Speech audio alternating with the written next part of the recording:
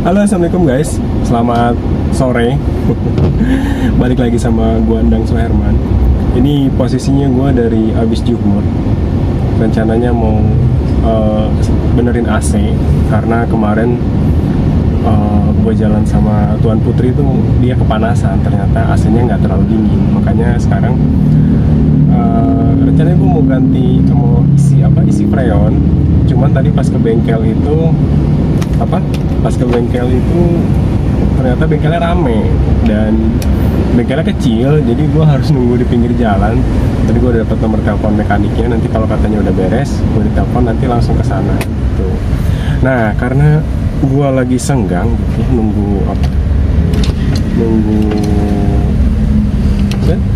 nunggu mobil ini masuk bengkel, jadi gue mau bacain DM yang masuk gitu, karena berhubung lagi senggang gitu nunggu mobil ini masuk ke bengkel untuk diservis AC-nya. Jadi menurut gua apa salahnya untuk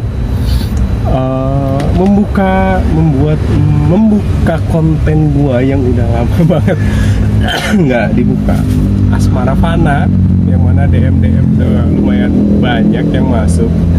Dan langsung aja ya, langsung kita buka DM yang masuk. Tapi kita lihat intronya dulu guys.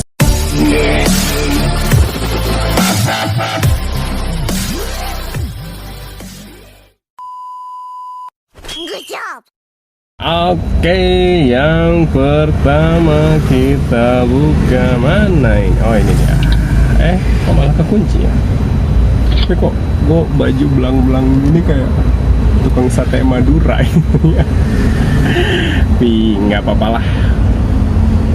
Oke, ini ada dari Randy. Dia nggak bilang dari mana sih. Randy 18 tahun. Bentar, panas banget. Kan agak mendingan, agak adem gitu. Oke, kita bukain. Bang, gua Randy 18 tahun. Lu bilang dari mana dong? Bang, gua sering banget dibully di sekolahan. Gimana ya bang caranya biar gua tuh nggak sering dibully? Iya, dulu juga gua sering dibully tau waktu kecil. Karena gua hitam terus cungkring gitu, nggak segede sekarang. Jadi gua tuh sering diledekin belum dangdur. Tau nggak lu belum dangdur? Kalau bahasa Sundanya itu singkong yang dibakar hitam banget, dan gue bilang si hitam nih bilangnya. Tapi setelah gue sadari apa ya, karena gue dulu sering dibully, dan ketika gue tanggapin mereka semakin berapi-api gitu. Beda ceritanya ketika guanya cuek bebek gitu. Jadi menurut gue ya, ketika lu dibully, semakin lu kesel, mereka tuh semakin senang ngebully lu. Dan tapi ketika respon lu biasa aja sama mereka gitu, contohnya gue tuh dulu lu hitam banget sih lu. Terus gue tuh karena saking seringnya dibully, iya bang gue hitam gitu. Terus dengan cengenges-cengenges gue jalan gitu. Terus lu hitam kemana lu? Sini beliin gue ini. Aduh sorry deh kata gue, memang gue hitam sih. Jadi membenarkan apa kata mereka. Jadi yang ujung-ujungnya besok-besoknya mereka nggak ngebully gue lagi gitu. Ya Ren ya, jadi ketika lu dibully, selagi itu nggak main fisik, lu nya iyakan aja menurut gue. Karena dengan mengiyakan tuh mereka akan jadi males ngebully lu lagi. Oke, gitu ya Ren. Gue bacain lagi. Bang, gue Indra, buat dari Bogor. Bang, rumah lu di mana sih bang? Rek naon, kayak mah rek naon. Kalau bawa bingkisan sih nggak apa-apa. Rumah gue itu di Cibatok, dan kadang rata-rata orang nggak tahu Cibatok itu di mana. Panas banget. Di Cibatok, terus Cibatok itu ada ke dalam, terus nanjak namanya Ciberem. Nah, ketika lu sampai Ciberem, terus lu ngubek-ngubek kampung situ, lu muter-muter lah. Ketika lu udah tersesat, nah itu ketemu rumah gua. Jadi ya kalau mau main-main silakan, tapi harap bawa bingkisan ya gitu, karena gua berhak seperti itu. Kalau mau konten-konten, mau collab ya, nanti gua kasih alamat gua. Kak, aku Reza, 19 tahun. cara kenalan yang baik ke cewek tuh gimana sih kak?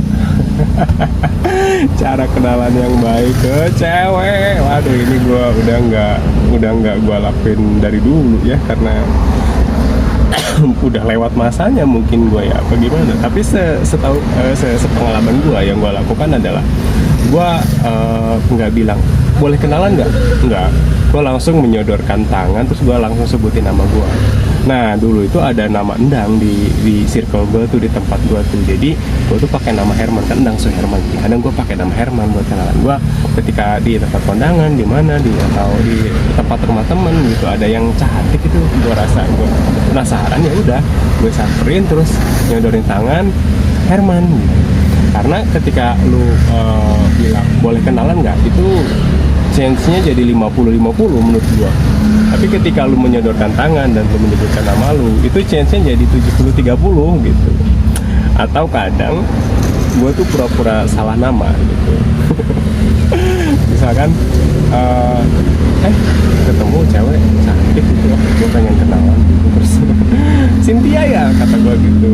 Terus dia agak kaget, ngomong Cynthia, bukan, saya Novi. Oh kirain teman saya Cynthia, soalnya dilihat dari belakang tuh mirip banget. Terus gue langsung nyodorin tangan, gue Herman gitu, langsung salaman. Akhirnya ngobrol sana sini, ya akhirnya follow up, dapet nomor telepon. Aduh, kok gue jadi mengajarkan kalian jadi cowok pak boy ya, pakai P ya, karena gue orang Bogor, pak boy. Dan apa ya, dulu tuh ada pengalaman seru sama temen orok gua. Jadi ketika gua kenal sama cewek, terus gua ajak dia ke tempat minum atau tempat makan gitu, gua nelpon temen gua gitu.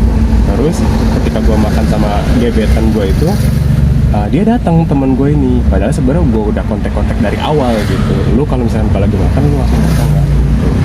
Terus pas gua makan, temen gua datang.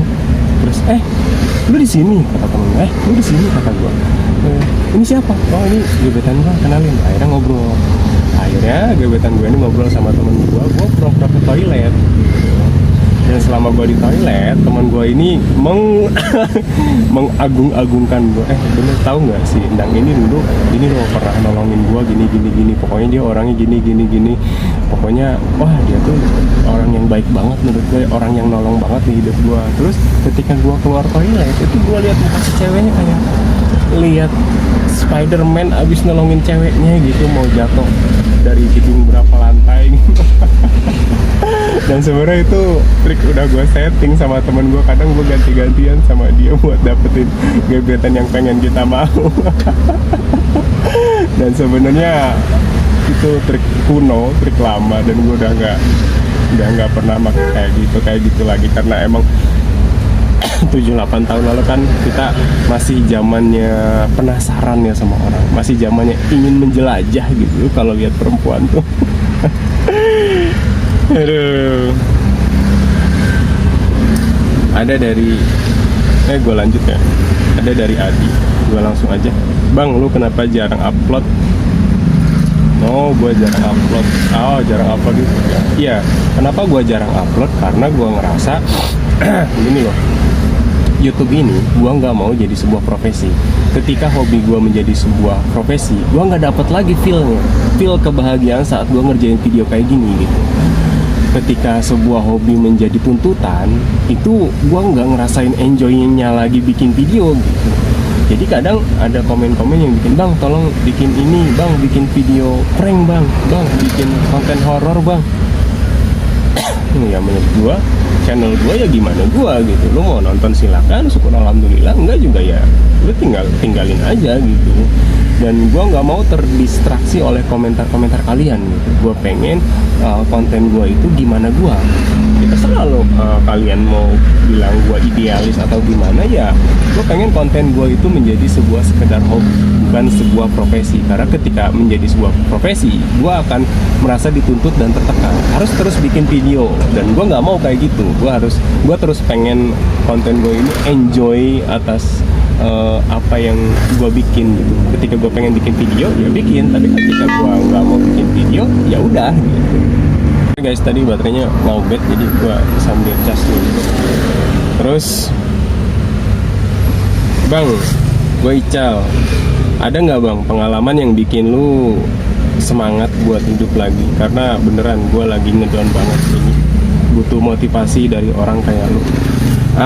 Minta motivasi ke gue ya, lu bakalan salah orang menurut gue. Karena lu minta motivasi harusnya ke Tuhan lu, atau ke teman-teman lu, atau lu misalkan lu muslim, lu sholat yang rajin, jangan ke gue gitu loh. Tapi pengalaman yang bikin gue langsung naik lagi adalah 4 bulan yang lalu atau 3 bulan yang lalu, gue baru hubungan gue selesai, ya tidak berlanjut, dan gue asli jadi orang yang gampang banget ngedown, mental gue kena segala macam. Cuman setelah itu gue mulai kerja lagi, setelah beberapa bulan gue mulai normal lagi, dan ketika gue bekerja, gue narik, gue dapat penumpang yang anaknya itu autis kelas 5 SD gitu. Dan tahu sendiri kan kalau autisnya bocahnya nggak bisa diem ya, dia di mobil tuh pasti pecicilan gitu. Dan emang benar gitu, naik di depan terus HP gue dimainin, terus si ibunya maaf ya mas, ya gue sih nggak apa-apa, dan sampai HP gue tuh jatuh, pecah layarnya gitu. Kalau mau percaya nih, lihat nih, HP gue pecah tuh, lihat. Pecah HP gue layarnya, tapi masih bisa nyala sih, cuman kayaknya lagi lowbat. Asli sebenarnya gue agak kesel karena HP gue jatuh dimainin dia, tapi nggak terlalu kesal. Yang gue salutkan adalah sama si ibu, si anaknya itu udah kelas 5 SD, dan si ibunya itu tiap hari nganter, dan tiap hari kelakuannya ada aja. Terus gue ngobrol gitu, ibu kenapa sesabar itu? Iya mas, ini saya dari lahir udah kayak gini anak saya syukuri aja, karena banyak banget di luar sana, banyak keluarga yang pengen punya anak tapi nggak punya, saya udah dikasih rezeki, kenapa saya sia-siakan? Jadi gue ngerasa, dari situ gue ngerasa hidup gue tuh banyak masalah, tapi ternyata ada masalah yang lebih besar di luar itu. Dan beberapa minggu kemarin gue pulang dari rumah teman gue, dari Mampang Perapatan kalau nggak salah. Terus gue mau pulang ke Pamulang, gue nyalain Gojek 2, orderan satu arah. Terus itu posisi jam setengah 12 sampai setengah 1 gitu, gue dapat penumpang dari dari tempat yang tempat klub malam kayak gitu. Terus gue dapat, kalau nggak salah Mbak Anastasia apa gitu. Terus gue nanya, ngobrol, terus dia tuh udah kayak tipsi gitu, udah mulai oleng-oleng gitu. Terus gue, Mbak Anastasia ya? Iya mas. Terus dia duduk, terus dia udah kayak orang ngantuk gitu loh pokoknya. Gue lihat titiknya tuh ke Pamulang, pas udah sampai gue anterin, Mbak udah sampai. Terus ya, nah kok kesini mas, rumah saya di Ciputat. Oh Mbak, ini titiknya saya lihat di map tuh di Pamulang gitu. Saya, mas saya pusing banget, katanya boleh nggak nyari tempat duduk dulu? Oh ya udah Mbak. Akhirnya gue bawa ke warung kopi, bukan koyo guys, lu jangan macem-macem, gue tuh coba baik-baik. Gue bawa ke warung kopi, terus gue mintain teh panas gitu sama siapanya, terus dia minum, terus gue ngobrol sama simbanya sebentar setelah udah mulai segeran gitu. Terus gue tanya, Mbak salah nitik apa gimana? Kayaknya sih mas gitu. Terus dia mulai ngoceh, iya mas sebenarnya saya tuh kerja di sana, saya kepaksa mas, ternyata dia tuh dancer gitulah pokoknya. Terus oh mbak, kenapa nggak cari kerjaan yang lain mbak? Saya udah kebentur sama ijazah saya mas, saya pendidikannya kurang, akhirnya saya dapat kerjaan di situ. Dan dia bilang saya berharap ada laki-laki yang mau menarik saya dari tempat situ dan mengajak saya berumah tangga seperti biasanya kebanyakan orang-orang pada umumnya. Terus ya kenapa mbak nggak coba untuk membuka diri? Barangkali ada cowok yang serius sama mbak. Mas, namanya saya kerja di situ, pasti aja pikirannya cowok kalau ke saya pasti pengennya macam-macam doang gitu. Terus dia curhat sana sini, ternyata dia adalah orang Bandung, dan ternyata dia adalah salah satu tulang punggung keluarga, dan adiknya 6. Dan dia itu bekerja karena emang bukan enjoy menikmati kerjaan tersebut ya, karena emang tuntutan ekonomi juga gitu. Dan gue ngerasa setelah gue ketemu si Mbak Anastasia ini, gue ngerasa hidup gue ini berat, tapi ternyata ada dua momen yang menyadarkan gue, oh ternyata ada loh hidup yang lebih berat dari gue, dan mereka tuh masih terus ngejalanin sampai sekarang gitu. Oke, next pertanyaan selanjutnya apa lagi nih?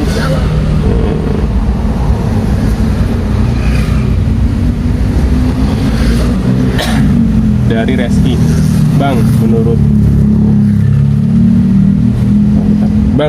lu definisi cinta itu apa, Bang? Wah, ini sih berat ya menurut gua. Definisi cinta menurut gua, lu nanyanya salah orang. Lu nanya sama orang yang cintanya berantakan. Mungkin bakal gua jawab menurut opini gua. Terserah lu mau terima apa enggak, gua nggak peduli juga sih. Ini menurut pandangan gua ya.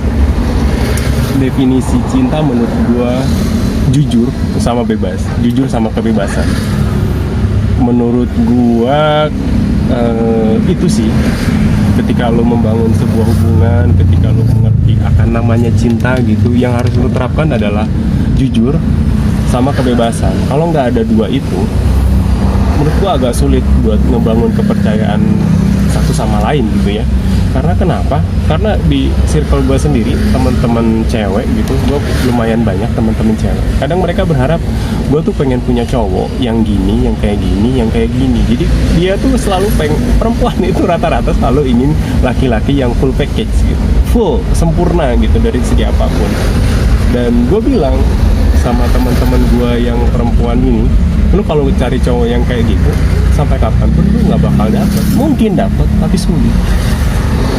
Kenapa? Karena menurut gua ketika lu cari yang sempurna, lu nggak bakal nemu. Dan gua sempat keselnya nyeletuknya gini, ketika lu mencari yang sempurna, sesempurna apa lu buat dia? Gua bilang. Terus dia, teman-teman gua yang cewek ini kadang pada dia, terus dengan pembelaannya masing-masing gitu. Menurut gue konyol ketika lu mencari pasangan yang full package gitu, tampan, kaya raya, mapan. Ya menurut gue ada beberapa, tapi kayaknya ya susah. Dan yang perlu lu lakukan adalah perbedaan itu. Menurut gue bagus banget sih ketika lu punya pasangan dan perbedaannya banyak banget. Menurut gue itu salah satu apa ya, seneng lah, karena gue pernah menjalani hubungan dengan beberapa orang dan banyak banget perbedaan. Yang gue rasakan adalah perbedaan itu yang bikin kita lama, yang bikin kita langgeng. Jadi menurut gue definisi cinta itu kebebasan dan kejujuran. Ketika lu jujur sama pasangan lu dari awal, lu komit dari awal, lu tidak menekan dia harus gimana-gimana, lu membebaskan dia mau kemanapun dia main atau gimana. Menurut gua kepercayaan itu akan timbul setelah ada kebebasan sama kepercayaan. Gue ngomong so iye banget ya, padahal gue juga sebenarnya lagi hancur-hancuran. Oke. Bang Wahyu, gimana bang caranya ikhlas? Soalnya gue baru putus dan susah banget buat ikhlas. Wah ini bener ini, ikhlas itu susah asli. Kenapa? Karena di surat Al-Ikhlas, susah loh. Surat Al-Ikhlas sendiri itu nggak ada kata-kata ikhlasnya. Makanya kenapa ikhlas itu sulit? Ya gue rasain sendiri. Mengikhlaskan seseorang agar semuanya lebih baik itu sulit. Gue akui sampai sekarang, gue pun masih belajar ikhlas. Ini kayaknya lu Wahyu lagi galau berat ya. Lu DM gue deh, ntar gue kasih nomor gue, nanti kita nangis bareng-bareng. Aduh.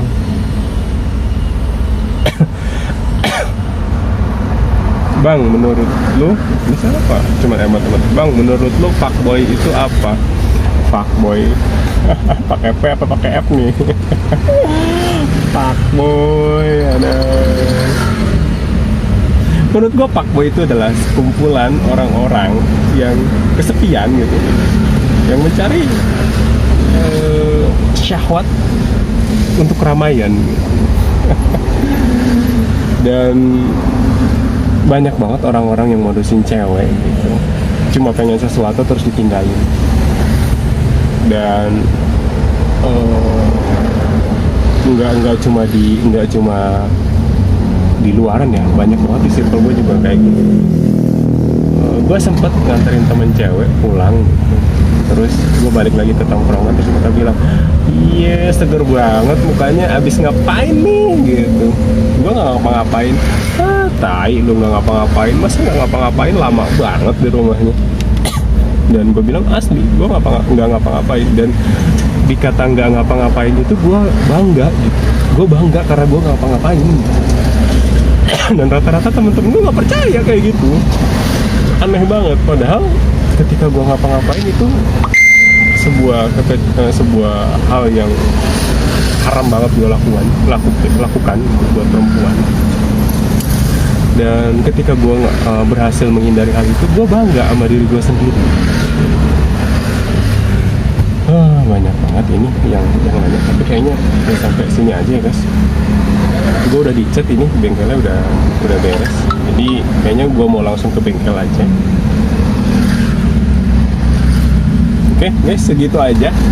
Nih gue mau benerin AC-nya karena weekend nanti gue mau jalan sama Tuan Putri, dan gue nggak mau dia keringetan lagi karena kasihan kepanasan gitu. Segitu aja guys.